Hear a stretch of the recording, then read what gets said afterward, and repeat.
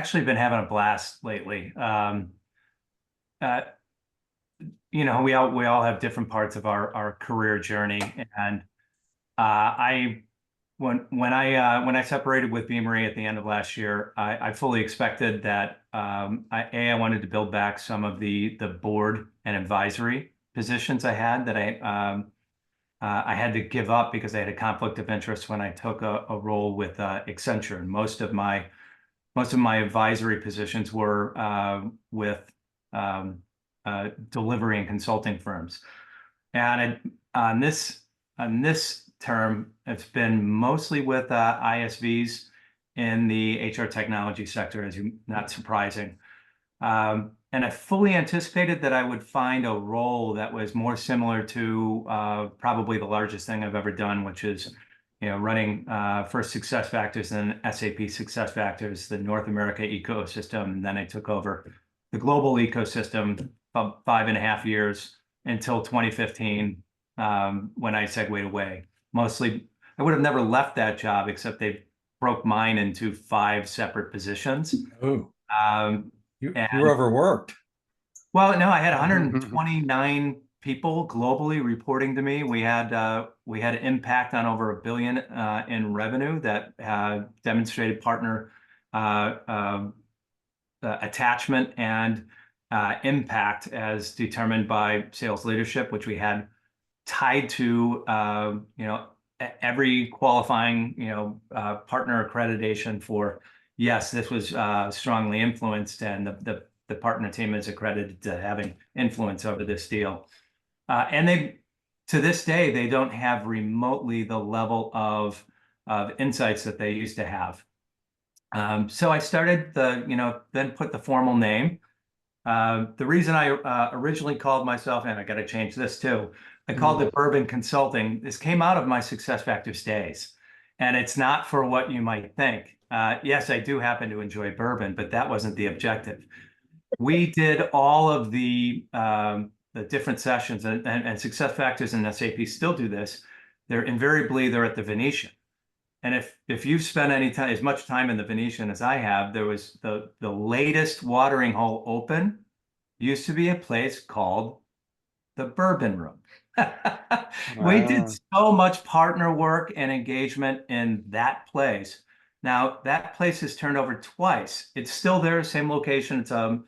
It's a library looking place. It's right next to that whole restaurant row where the Venetian is. I forget the current name, but it's still the latest place that's open, and it's where everybody congregates towards the end of the night. And I also have a group of about 12 of us professionals that have been working together for 15 plus years. And we have a chat room that we engage on all the time. And what's that called? It's called the Bourbon Room. So it's got a lot of history with me, and that was really where the name came from. But in speaking with a combination of my wife and a lot of my colleagues, said, well, we're in the HR field, and maybe we should not be that closely affiliated with alcohol. And I agreed and decided that, and I got the domain name, and I'm finishing up the website in real time. So we're changing the name to Ecosystem Consulting. It fits, it's descriptive, it takes nothing away, and we haven't launched all that strongly that it's going to be a big deal. So that was a decision, and it's going to be fun to take to the next stage. Jim, can I interrupt with a question? You can. Good. It just did. Eightfold. I saw the news that Bob Chicarico, who used to be my boss back in the day, left Workday. He left Workday to do Eightfold's partnership. I assume it's SI. Yeah. So what? Listen to Chad and Cheese podcast recently too. They're speculating on something they're doing with, of course, their ATS that they launched and all this stuff, becoming a platform. What do you make of all this? Do you have any commentary on that? We'll just call that news. Well, I've got. Wow, you're just purposefully putting me in a very disruptive position. Love that. You can pass. Take a. No. Listen, when have you ever seen me take a pass? I think I think that's going to be one of the most interesting moves. I they could have done a number of things. I don't know that I would have ever recommended that they actually put themselves in a square competitive position to all of the ecosystem leaders. Yeah, Hmm. I'm I'm ecosystem consulting for a reason. The one reason I've been ridiculously successful for the companies I've worked for is because I found that swim lane to work with the top of the ecosystem. And I've generally worked in the enterprise world. Enterprise means over 5,000 employees. And in that space, 9 out of 10 companies have massively invested in Workday, SuccessFactors, and Oracle. Full stop. So those are the fully stocked lakes full of fish, right? Mm. And if you're playing in that ecosystem, you play nice with the ecosystem top of the food chain. And we know who the tops of the food chains are, and they have a recruiting module. ATS is a big foundational element, and you have now squarely put yourself in a competitive position. Now, the initial Yeah. rollout, it was to help organizations that didn't want to do a greenhouse and or something else and could find it all in one place. I agree with that strategy, but who on this call believes for a minute that they haven't already a half dozen times pitched this to an enterprise client, likely before it's enterprise grade? Now, they Hmm. play in enterprise, but they are not an ERP. They are not enterprise software. There's a Mm. difference. Yes. Mm. Success Factors and SAP are. And Hmm. you, I have seen so many companies do this, Ward. Mm. Every single one of them has died on that hill, tried and died. So history repeats itself. I don't know that I would have counseled them to go down this direction, or I would steadfastly ensure that you never crossed that chasm of pitching this to enterprise. And I'm already aware of a half dozen that they have pitched it, and it has been very disruptive to their partnership. And that's that's the first thing that I would have gone down that road. It's a reason why your mom says just because you can doesn't mean you should. Well, and we all seen Workday, roll out modules that competed with their partners, right?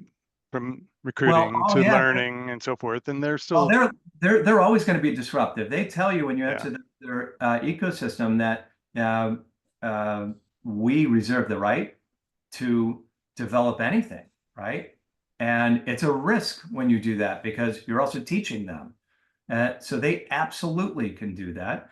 It's why you stay super close with them and you attempt to co-develop and stay in alignment to make sure that you have a level of codependency and co-success versus co-opetition. That came out way better than I thought it Yeah, that's quotable there for sure. Larry, can you tweet that out? That's awesome. would. Uh, Got it. well, and you look at, I mean, HiBob launched or announced an ATS this year. I think Lattice it has or will, do the same. It's kind of that big. I mean, that's half the ecosystem, in my opinion, the whole talent acquisition. I It's reached not a out to surprise. Bob actually because I'm Bob and I have been friends for a long time, and he was working with the GSIs at Workday, so um, Hmm. I assumed he was looking to up level some of the GSI relationships that they had, but I don't know. It could also be a play towards with Chano and others trying to get into the Workday ecosystem, which um, we had the opportunity where we were right up at the altar, but they didn't want to formally do it at that time because they were concerned about their IP and getting engaged with them. Um, I didn't share that fear, but that was the decision at the time. And they've been pretty effective working on the outside in because the value of what they're doing is fairly obvious. But we're still in the early adoption of AI, especially inference, less than 10% adoption. and that's slowing down a lot because of regulatory and compliance. No. I love skill-based, AI-fueled skill-based transformation. Totally, I'm 100%. all in because now you're discussing what is the common denominator for every single workflow that we see. It's a compare and contrast against the tables and these systems, particularly around the job or role, and then the job profile holder, the person, the talent, from a skills perspective. Inference will allow you to augment a personal profile. Gen AI will allow you to augment a job description, provided it's properly informed with the tasks and the tasks are up to date for what that job requires. Well, now that you've got that improvement, you can do matching and scoring and algorithmic stack rank very, very successfully, but that only informs you on skills and readiness, which is the old HR term, right? ROI can only come from a predictivity or proclivity to be successful in that role, which is better served with assessments. So I see assessments and AI finally coming together in a marriage, and now you've got a fully formed insight that is truly actionable with respect to talent mobility. And it's one of my clients actually, Catalyzer, has quantified potential, because right now potential in Workday or success factors is a checkbox. It's subjective. We've all seen the 9 box where you're doing performance by potential. The only thing quantifiable in that equation is performance today, assuming they're doing performance right. Potential was somebody's subjective opinion. And now there are methodologies and empirical ways to quantify potential. And now you've got yourselves a predictor on aptitude, provided it's cognitive rooted, coupled with the AI accelerating skill success, which gives you readiness. Now you've got the whole patient. That to me is super exciting. Perfect. See the rat hole you just pulled us in again, Larry? I didn't. I sent it just to you. I just sent that to you. And yes, I'm going to quote you on this last one. And it really, here's something that reinforces it. This is Future of Work. This is Mark's podcast with Elaine of Pearson. And it totally supports everything you're talking about, because she talked about the assessment, she talked about the other, and in the middle, of course, is the AI bringing it together. So it was a very comfortable 25 minutes. I will listen to it again, but I think what you explained actually is definitely was shorter, and I'll quote you on that if I can memorize those 4 paragraphs. It took me 5 years to get it that short. Yeah, no, I'm gonna quote you on now. But I mean, I dedicated myself to this space, and because I think it's some of the most compelling things happening in my entire 36 years of HR technology. And this is the importance of moron. Yeah, this is the importance of our efforts with AIX, but we were a little bit misguided in our approach. And so one of the things that we have been asked to do, there was 30 universities, their College for Continuous Studies, go, hey, we like this concept. So we tested it with existing clients of one of my partners. And so it's basically a road bowl we start with, but it's that edu on hr.com. So it's not enough just to say AI, AIX on hr.com.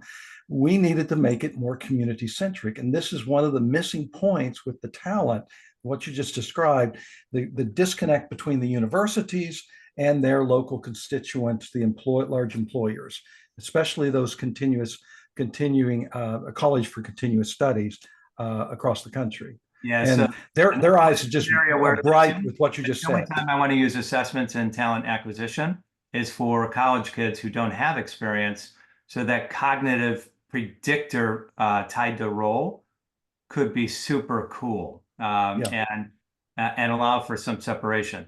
So Ward, I ask if I could take over the you got it feature for 5 minutes.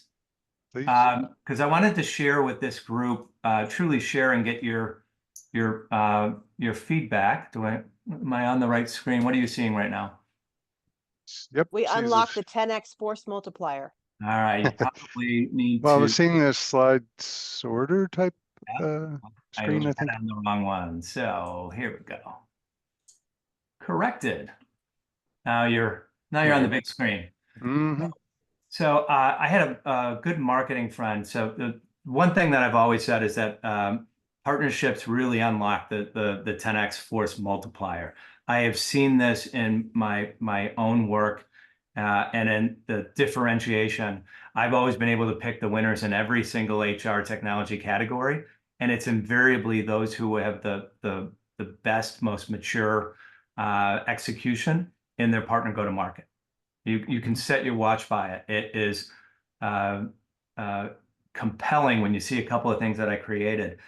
And Marianne said, "Jim, don't bury the lead." She goes, "You need a strong quote right out of the gate." So it's the 10x force multiplier, but it's also in context of all of these companies are heavily supported by VC or private equity, right? Last two companies I worked for raised 200 million and 400 million respectively. So they expect that money back. And then when you consider that 90% of these technology plays fail, that means their entire portfolio, venture capital portfolio play, 10% are more than paying for the 90% failures. Wow. So that's the model today. This is real. It's even 1 out of 12, people that start a business are actually successful. Any business. You start Right. looking at the success and failure. Me coming out with my own business, I'm scaring myself. Don't tell your wife this. Yeah, no. She's never to get a copy of this recording. I honestly, this is out of date. I've got almost 10 clients, and I've been doing this 45 days, and it was. Well, wait. You've been doing this like 20 years. You just haven't been And this is doing not it a startup, by okay, yeah. Jim? Well, but my brand, I guess Yeah. it is me, but I always start in two things. And this is kind of what I open up for this group and what's really resonating. There are only two reasons or two big objectives of a partner program. Everyone knows revenue, but the other is scale. And the thing that I did really well when I started to rewrite the script is I focused on where organizations that are borrowing all this money or raising capital, where are they in their revenue journey? So we need revenue, right? It accelerates revenue, bigger deals, happier clients, but scale. You show me one company that is killing it, going from 100 million to 300 million in that revenue journey that hasn't developed the muscle for third-party partner delivery. I started looking just at the CRM market. Avature created that market. They rose to like 90 million and dominated, and then they stopped. They don't do any delivery through third parties. Mm. They never developed the partner muscle or even mature APIs. I put in third-party delivery with Eightfold at the 20, 30 million stage. 70% of all the deployments right now are going through partners. They are well positioned for turning, and they're at the 100 million. It is massively important. And these are things that I've learned in 36 years of doing this. I help my clients see around the corners because the level of expertise from a partner go-to-market is different on which stage you're at. So ultimately, Aberdeen says when you do it well, this is what companies realize from a great partner metrics KPI and data-driven partner organization go to market. I've destroyed these numbers. I was 261% bigger deals with partner attachment versus not. They closed 30% faster on average. The NPS scores were considerably improved because we always did it in concert with scale. That delivery, when you have a professional services firm, you now have, you never get a second chance for a first impression. So they are reducing churn, they are improving satisfaction because they had engagement, adoption, and change management as part of their delivery from the onset. It seemed obvious when you look at it.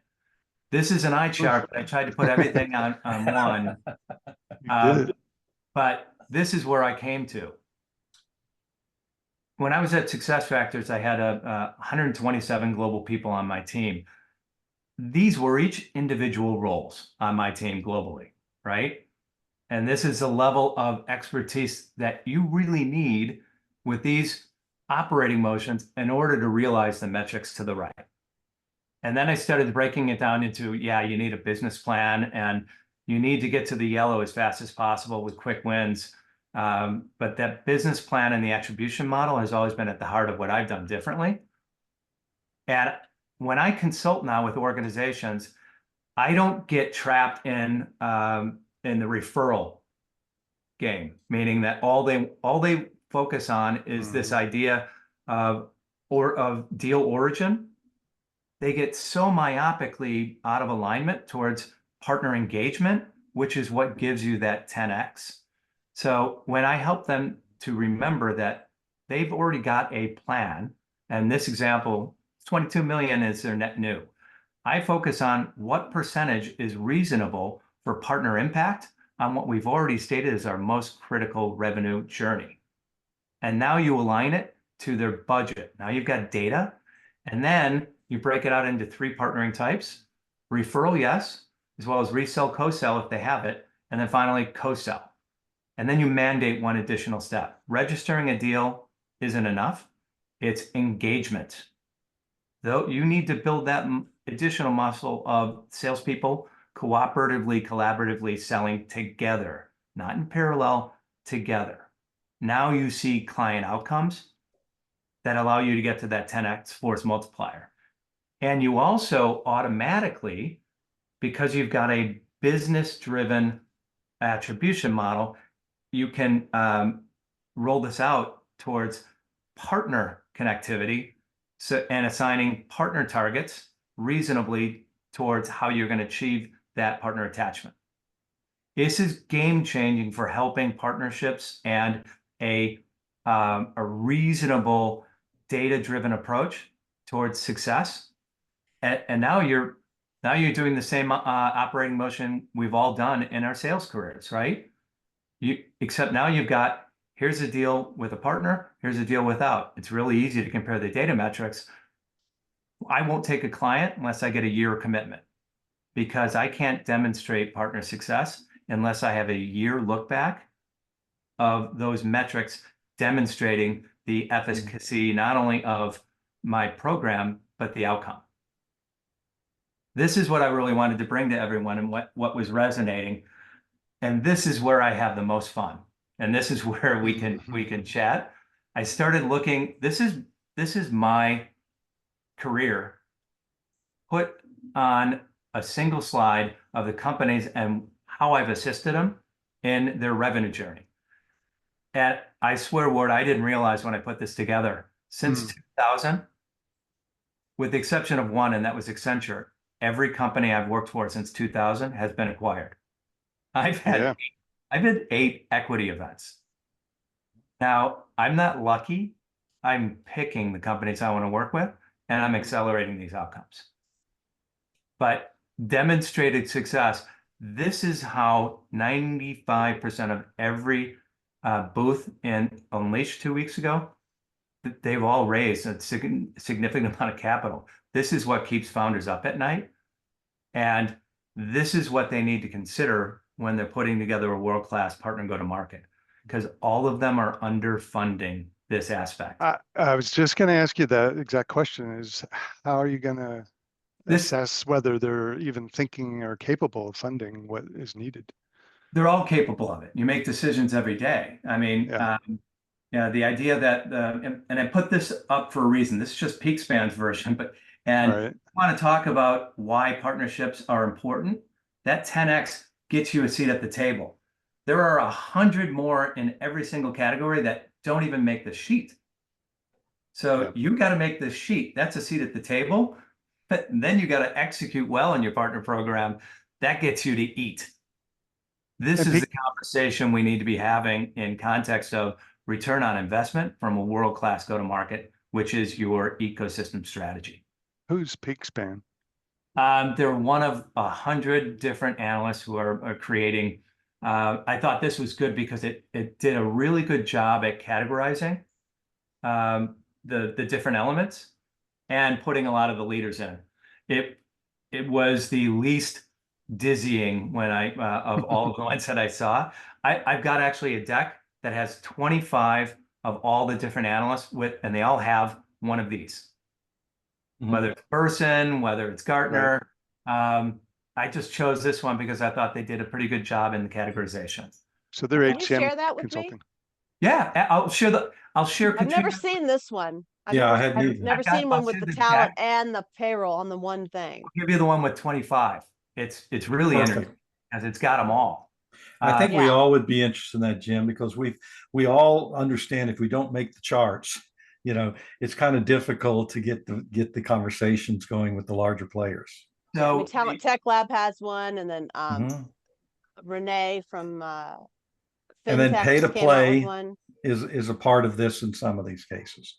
So the takeaway that I'm seeing, this approach has been wildly successful for me, and I immediately have the attention of the founders and leaders because now they're starting to conceptualize the opportunity cost or risk of not or underfunding a really important motion.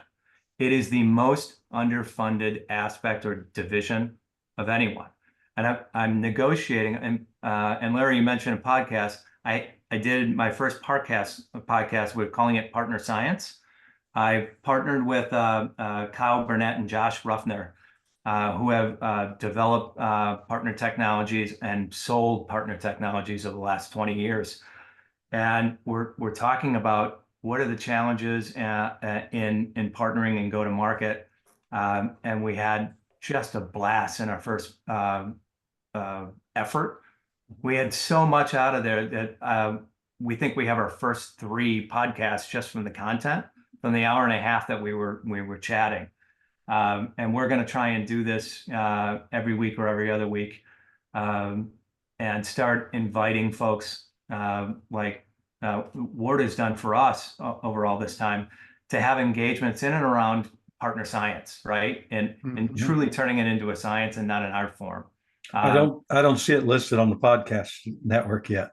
It's you can help me with that. We haven't even gotten to that point. We're distilling it down for the first iteration. I would really embrace any support from all of you on how to get the as much visibility into this, because I think it's overdue, specifically on the science of proper partnering and the value when you do it right. I want to know Katrina's 10 questions. Now I'm just going to let Ward get the meeting back on track first before I start pelting him with. after I hijacked it. Thank you, With Ward. the 10. You have 10 questions. Powerful. Well, why don't you ask one of them then, for heaven's sakes, dive in. Well, so I personally have been avoiding the clients that want to go after enterprise for a couple reasons. One thing,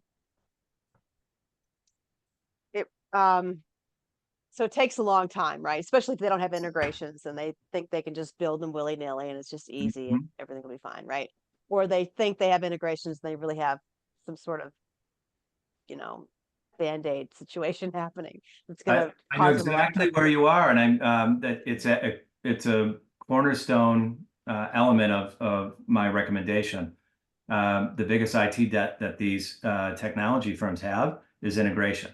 Get out of the integration business as soon as possible.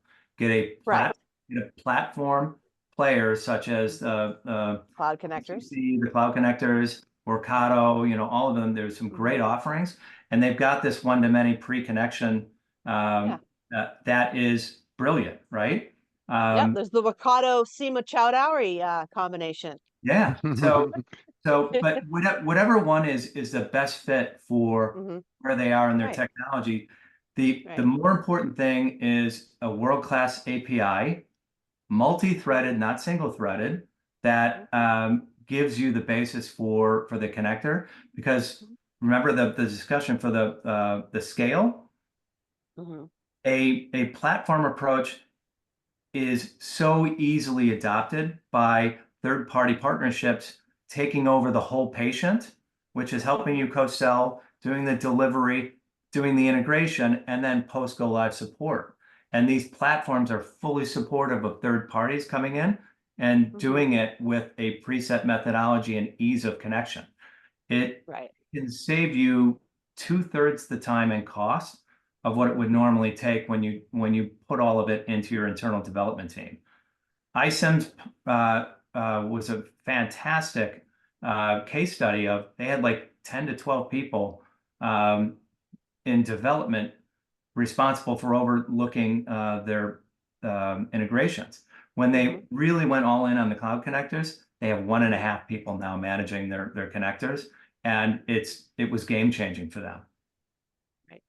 Okay, so another reason I do that is because of the way the economy is and everyone keeps getting let go. So, right, so you've got a decision maker, an enterprise, you've got 5 decision makers, 3 to 5 decision makers. By the time you get to that 9 month to a year where they're going to make the decision, Yeah. 2 to 3 of those 5 decision makers are gone. So you're starting over again. So that's kind of like another reason why I've been avoiding it.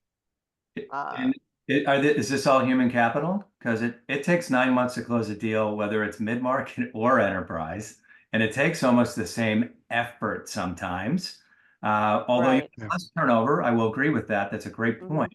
But the return on investment with an enterprise win versus a mid-market is typically 5 to 7x. Right. Yeah. And that's, I will say it's easier to punch up than it is punch down. And if you start on the enterprise, it's so hard to get the economics work to break into emerging enterprise or a top line mid-market. Whereas mid-market companies have been the most successful when they really nail the down market and then Come on. move up into the enterprise space. Yeah. It's like Qualtrics versus Medallia. Medallia owned the enterprise sector. Qualtrics went off at 10x, in their monetization than the Medallia did. It's because Qualtrics punched up from the mid-market and really blew out their capability and showed a lot more promise to everyone. And Medallia never successfully, got into a build out in the mid-market. It's amazing when you look at hundreds of stories of successes and how they got there. But that was one that I took away as pretty interesting from what was the genesis of where you started. So in a lot of respects, I agree with you, but I've gone the enterprise route just because for the same effort, you get a much bigger outcome. Yeah, I mean, that makes sense. That makes sense. Yeah, And I've compared been to going mid-market. way down market. So, Yeah. and I have been, it's, yeah. So I'm underpaid, but, I'm right there with you. across the board.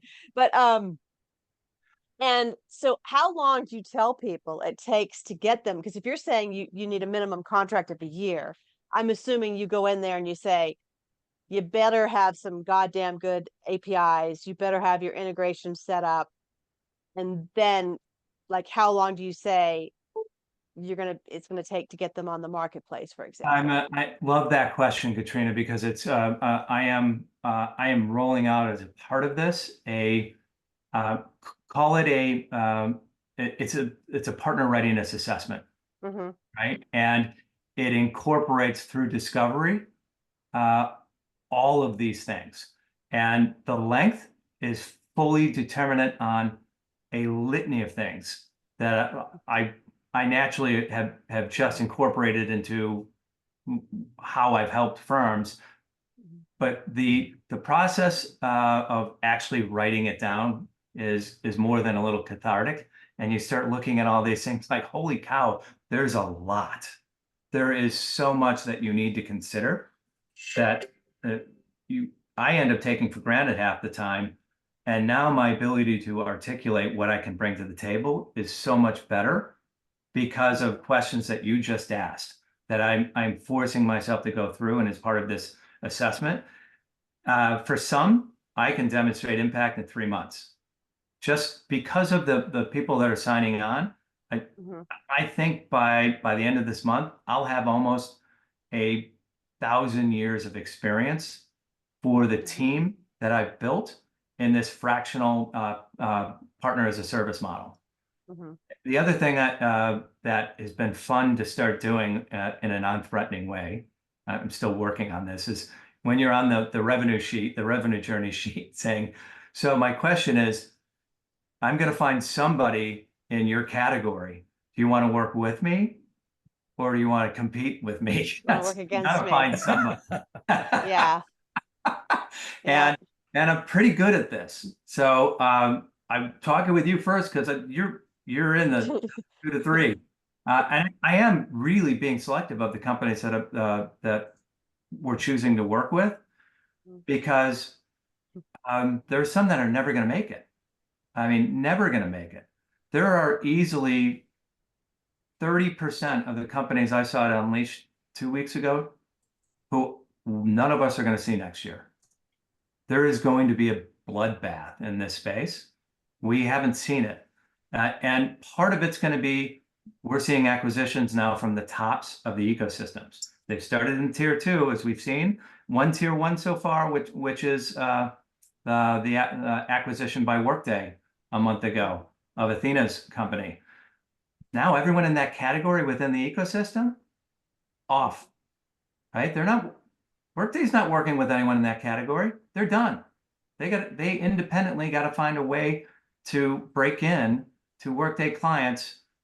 And I will tell you, in my experience, until 100 million, the single most influential thing that determines selection of a GSI is the platform partner relationship and their feedback.